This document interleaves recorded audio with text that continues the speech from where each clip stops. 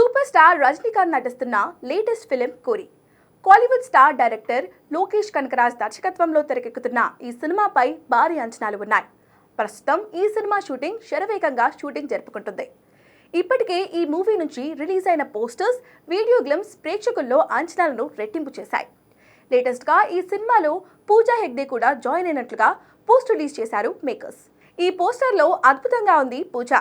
అమ్మడిందులో ఒక special song చేస్తున్నట్లుగా చెప్తున్నారు. ఇప్పటికే అనిరుద్ అదిరిపోయే ట్యూన్ రెడీ చేసినట్లుగా సమాచారం.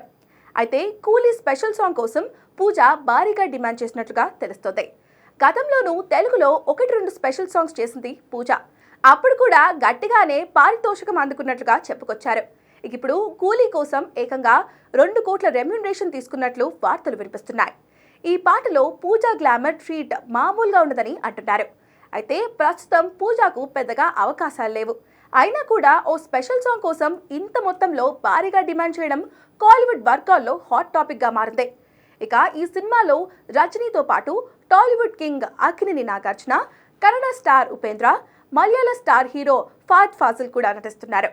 బాలీవుడ్ స్టార్ హీరో అమీర్ ఖాన్ కూడా కీలక పాత్రలో మెరవనున్నాడు. ఇక శృతి హాసన్ హీరోయిన్ గా నటిస్తుండగా పూజా హెగ్డే స్పెషల్ సాంగ్ లో చిందేయనుంది.